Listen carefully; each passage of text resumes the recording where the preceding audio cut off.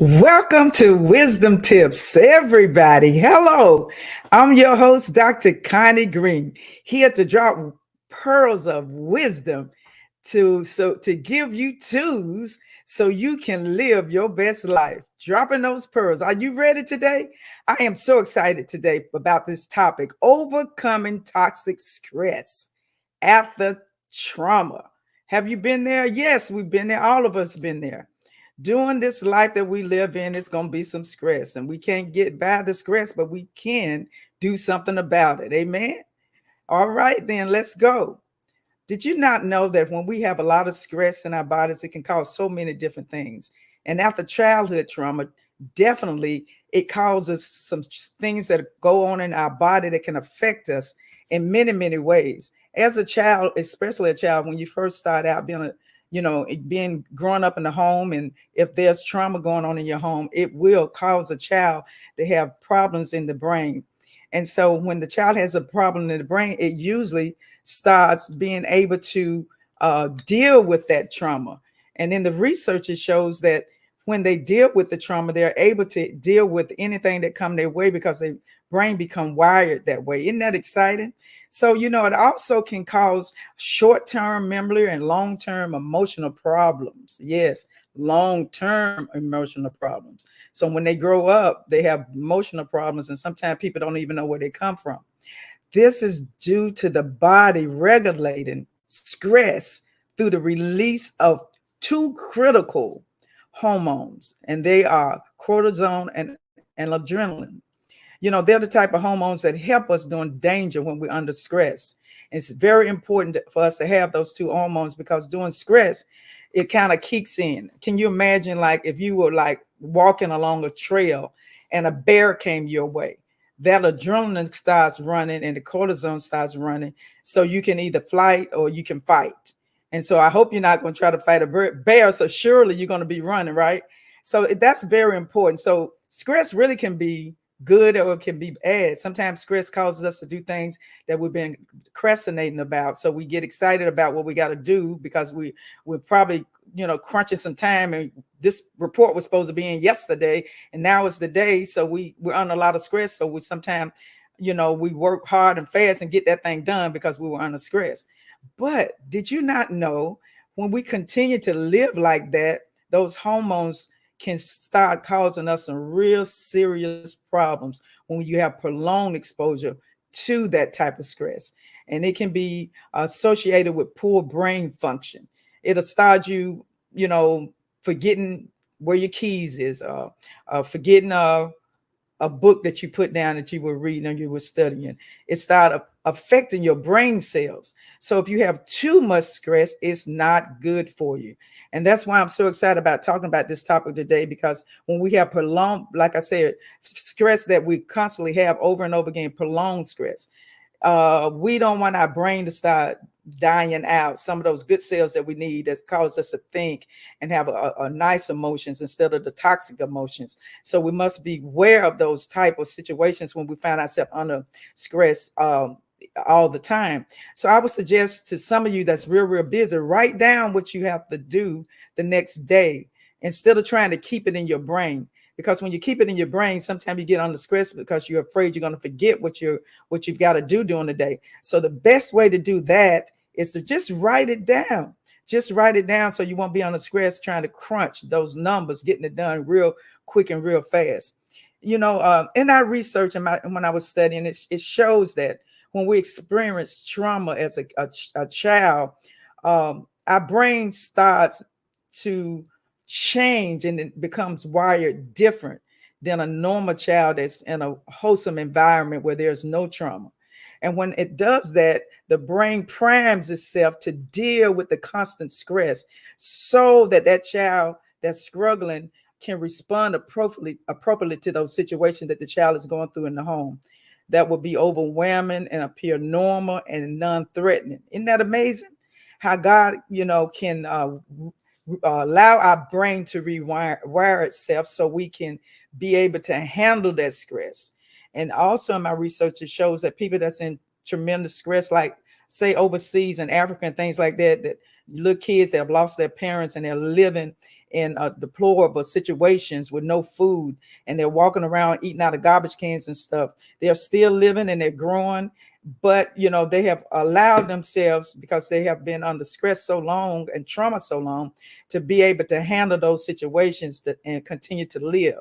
Isn't that amazing how God can create our bodies to change through the situations and the circumstances that we're going through under stress, and be able to change our mindset and change our brain to prime it. So when we go through those threatening situations, to us, it'll seem like it's non-threatening. But by the grace of God, we were built for that kind of stuff. Those of us that have been through trauma, you're much, much more stronger as a survivor than most people in the world that just give up and stop doing anything. So God has made you for that. You're built for that. You have the mechanisms within yourself to be able to bear those things that normal people wouldn't bear. Isn't that exciting? So, however, some stress that survivors have, though, unfortunately, do start having things like depression and anxiety. And when they have depression and anxiety, sometimes this can cause a lot of things, a lot of emotional things happening in their body, especially their emotional health. And when they get this type of emotional health, they become needy and they need people. And when people let them down, they get upset and they get frustrated. And they always want you to making sure you're taking care of their needs or meeting their needs before they for the other person meet their own needs. They expect for you to always do it. And so when that type of stuff happen in a relationship, it can cause harm in a relationship, because some people don't want to constantly over and over try to help you, feed you like you're an infant. Every little moment you're asking them for help instead of trying to do it yourself. So it will cause problems in relationships and can lead to problems at work and even home. Wow. So if you're under that type of stress, I would say chill, take a chill pill and calm down and start doing some things for yourself, and stop depending on everybody else to do things for you, because that's going to only stress you even more. And then you're going to start feeling some kind of way, as they say, and you're going to be mad at the person that refused to stop doing things for you. It could be things like simple as going to school and want somebody to help you with your schoolwork and typing your papers up for you, and overlooking the assignments instead of you doing it yourself. You depend on that particular person because you're on the stress, and you feel like, well, I'll just ask them to do it for me. And then you get to the point where you become lazy and stop doing things yourself and expect other people to do it. That can cause a lot of stress. And so in my research also, did you know that the life that we live in now is more stressful than ever?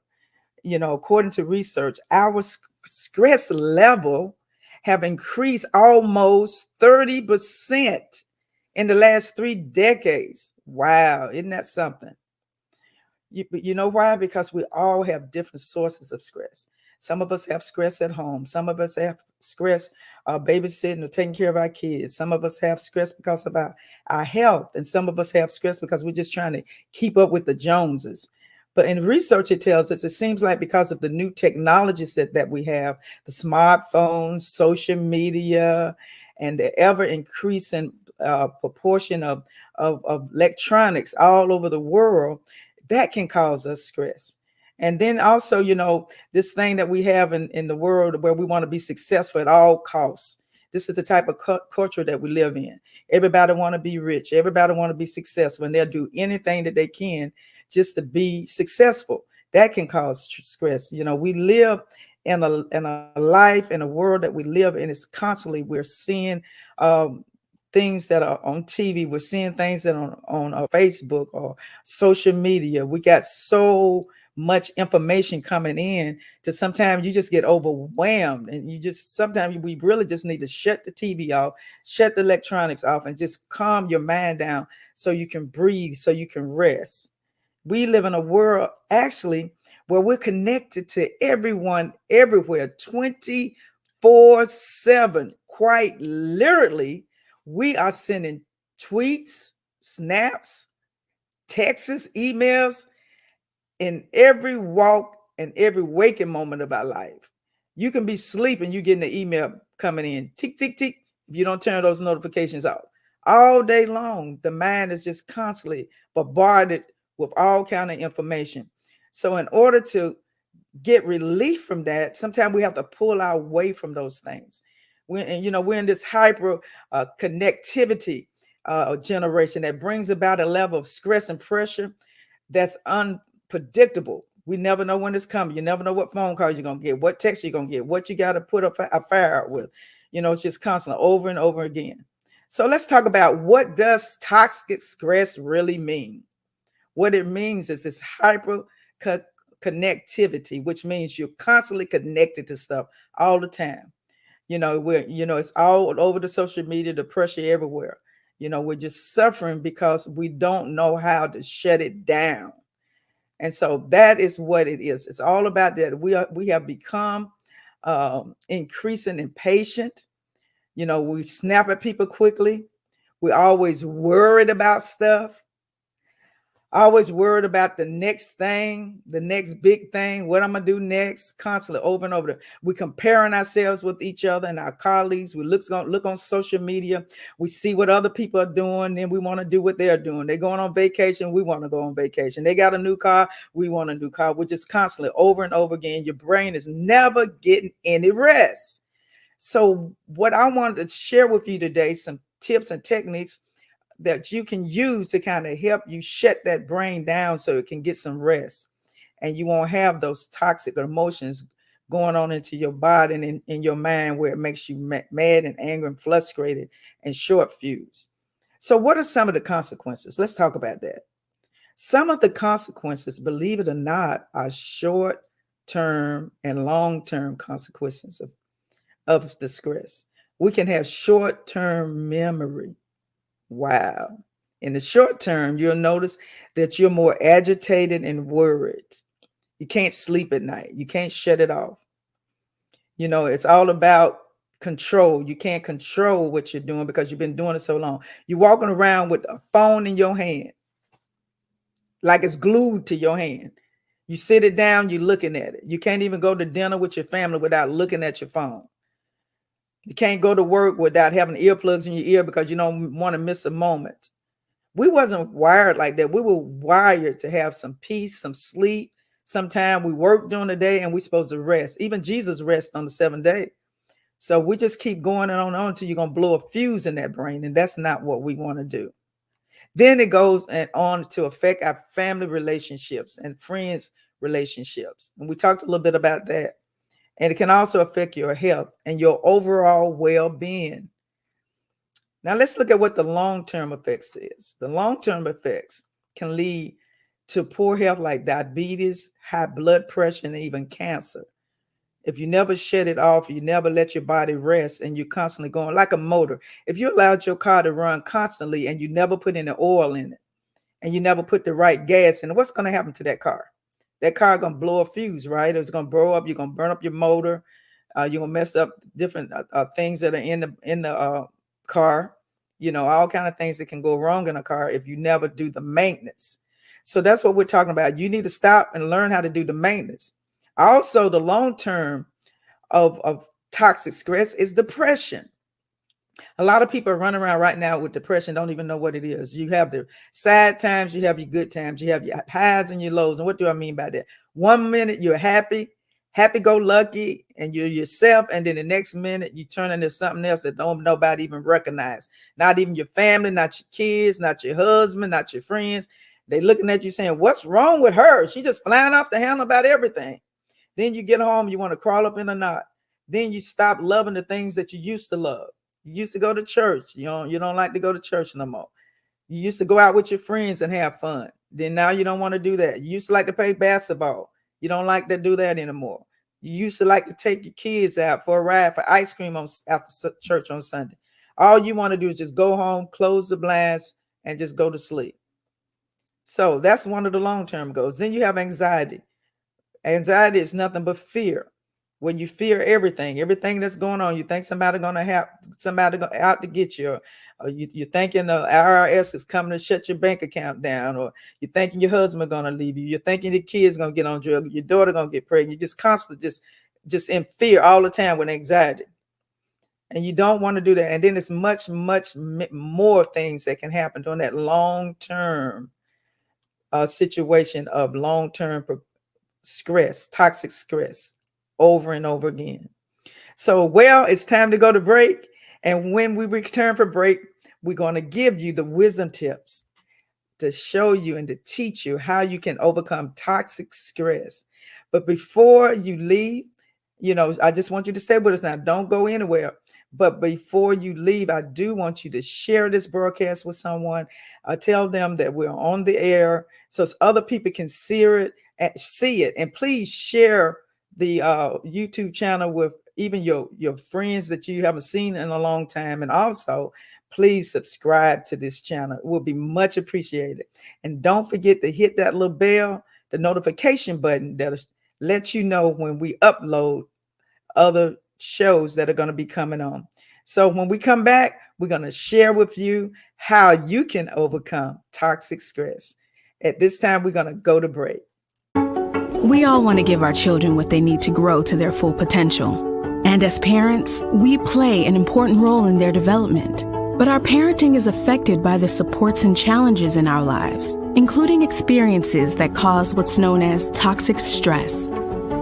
Stress is called toxic when it doesn't let up, and there aren't supportive relationships to help us cope. That can make it hard to get through the day, let alone be the best caregivers we can be. The overwhelming burden of toxic stress can affect the health and well-being of adults. It can also affect the development of children in ways that can last a lifetime. Stress that puts us in a constant state of fight or flight can make it feel like we're always on edge, or like it's impossible to calm down. And these feelings can overload our ability to provide the supportive relationships that children need in order to thrive. Think of toxic stress as heavy cargo. Just as a truck can only haul so much weight before it stops moving forward, challenging life circumstances, like losing a job or not having a place to live, can weigh us down. And just as a truck can break down if it carries too much for too long, we too can wear down from being overburdened without the support we need. When toxic stress is related to things we can't control, like poverty, abuse, or racism, it can feel especially heavy to take on. But experiencing toxic stress doesn't have to determine who we are or how we act. And understanding how stress affects us can empower us to make change in our lives. There are things we can do to buffer ourselves and our children against the effects of even the most intense stress. Just as redistributing cargo from an overloaded truck can help it run again, supports and services, things like food pantries, job training programs, or even just talking with someone who cares, can help us focus on caring for ourselves and our children. And just as regular maintenance is required to keep a truck running, reliable access to community services can help us manage the load during challenging times. Reaching out to get support can be difficult. But things that might seem very small, like sitting and breathing deeply, playing I Spy with your child, or even sharing a walk or a snuggle, can make a difference. Over time, these small steps can build our resilience and our children's by strengthening the skills and relationships that help us cope. And our communities can build resilience too by providing services and opportunities that help all families thrive. Supports like these help build a strong foundation for developing brain architecture. So the earlier we can provide them, the better. But the brain is capable of change throughout life, and it's never too late for a tune-up. Coping with and healing from toxic stress takes a lot of effort and support. But we all need the help of others in difficult times. And building resilience and strength in our families and communities is one of the most important investments we can make as a society. In the end, it will help all of us become the parents that we want to be.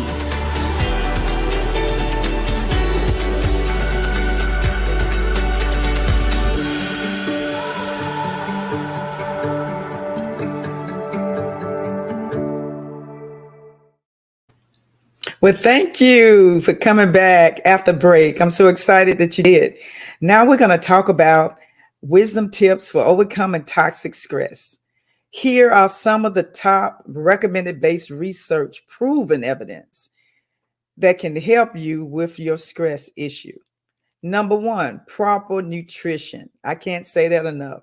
Proper nutrition, eating what we need to eat that will fuel our bodies. Get away from processed food, a lot of sugars and carbohydrates. Yes, we need carbohydrates. I didn't say don't eat carbohydrates, but just limit those carbohydrates. And then set a routine diet plan. Pack a lunch when you leave in the morning. You know, a lot of people that are losing weight, they're doing that now. You know, so do that. Eat simple foods, a lot of vegetables, fruits, vitamin supplements, a detox therapy, which means that, you know, vitamin supplements that can help you move your bowels when you feel like you're stopped up. That would help you a lot of times when you're under stress, because sometimes when you're hungry, it can make you very grouchy. In the morning, just eat something very simple like oatmeal, eat maybe an egg, which is excellent protein, you know, and make sure you pack something really good that you like for lunch, you know, and make sure, like, again, make sure you pack those lunches. And if you know, you can even pack healthy snacks that will really help you during the day, and they give you some energy. So, you know, you can bounce back when you're feeling kind of sluggish. And even chocolate, dark chocolate has been researched to let us know that it's real good for your body. Don't get the chocolate with a lot of sugar, just the dark chocolate. Yeah, it's bitter, but it's good, and it'll help your brain cells. Okay. Number two, drink something warm. I can't say that enough. When you're under stress, a lot of times, you know, drinking cold stuff, you know, it's refreshing, and it feels really good to the palate. But drinking a hot beverage is the easiest way to calm you down and to help you with your moods when you're going through a lot of stress. You know, but don't drink too much caffeine, because caffeine is not good for you. Sometimes it can actually turn on you the other way when you have too much caffeine. So I would suggest that you drink mostly tea, hot teas. You know, you got the green teas, you got lavender tea, you got black teas, all the different types of teas. Try to get the teas without the caffeine, and drink it, and don't put it a whole bunch of sugar in it. Please don't do that. Please don't do a whole bunch of sugar. You got things out there now like agave and other natural sweeteners that you can use, that you can put in your tea. And then sometime with me, I drink the tea without any sugar. A lot of times I'm so used to it, and it'll really, really calm you down. Number three, hydration. Can't say that enough. Sometimes when you get under stress, you could simply be dehydrated. You know, sometimes people get dizzy and fainty and about to fall out and everything. Sometimes they're not sick. They're just actually dehydrated and need some water. So drink plenty of water. It is so easy to help you when you're agitated and you're having a bad day. Just go get you some water and just drink your water, and it'll fuel your body, and it'll help you with your dizziness and your lightheadedness. And sometimes when you're dehydrated, you can feel nauseated and you feel like that you're sick. So make sure you drink water. And I got a little tip for you, a little secret. If you drink water first time when you wake up in the morning, it would help your brain cells start operating real quickly and make you alert, make you feel alert. So drink water first time in the morning. Drink that water when you first get up. Put it by your bedside and just drink it. You'll be surprised how much better you feel. And when you go into the bathroom, if you put some cold water on your face, I know some people don't like cold water early in the morning, but what that does, it penetrates into your skin immediately, and it wakes up those cells, and it can wake you up and make you feel more relaxed and more refreshed. So try that as well. I think you'll like that. Number four, stay fit. Now, somebody might say, well, I don't have the money to go to the gym. Well, you don't need the money to go to the gym to be active. You can just go walk around your house. You can walk in your house. You know, you have a lot of people have equipment and stuff like that that will really, really help you with stress.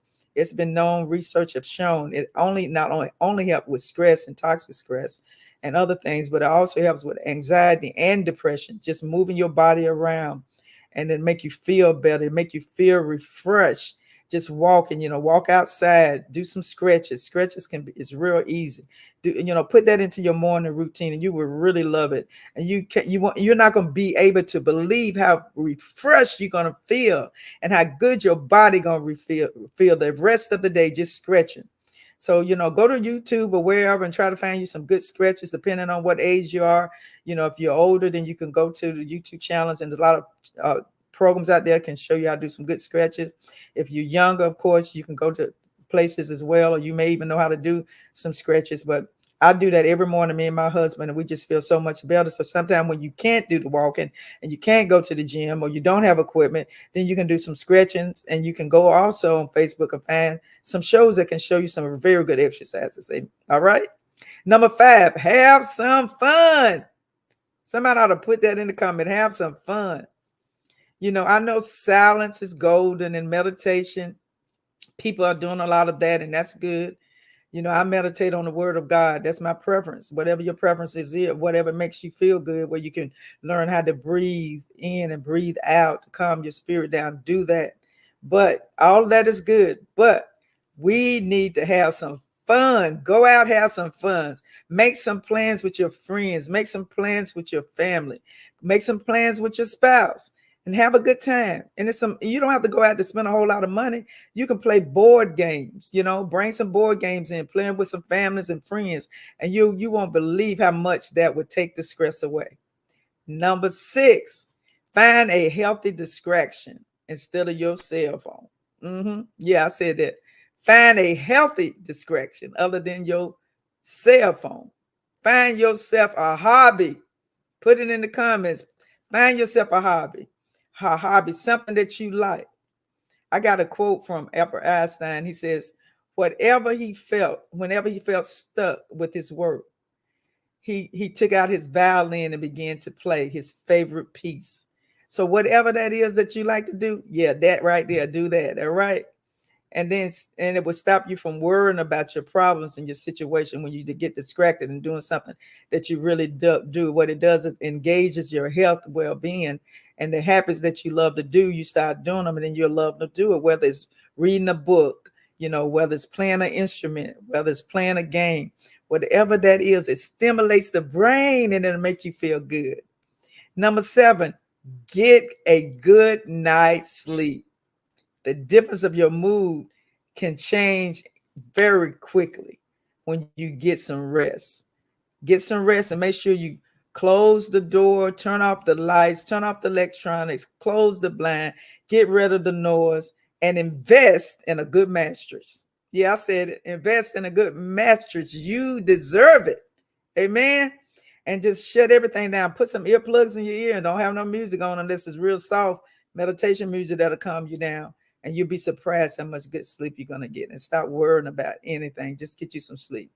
And of course, number 8, breathe. Breathe.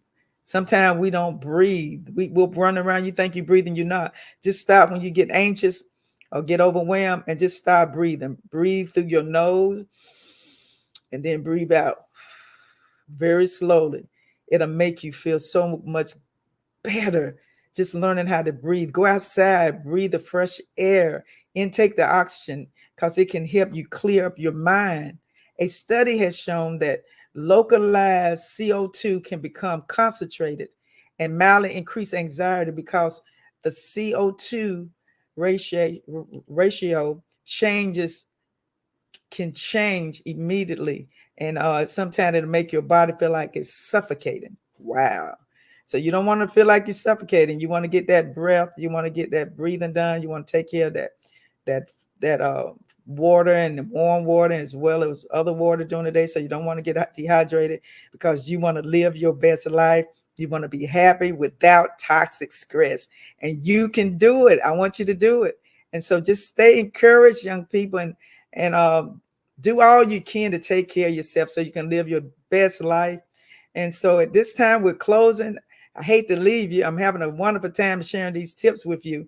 So in closing, I want you to remember that I will be back on next week, same time, same station, 7:00 on Thursday. I want to see you in the place, live on Facebook and YouTube. And be sure, like I said before, please subscribe to this channel. Click the notification button so you'll know and be reminded when we upload content. And remember, we ain't got no time for tears and fears.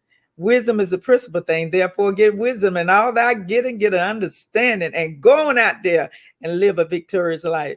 Goodbye, everyone. I love you. God bless.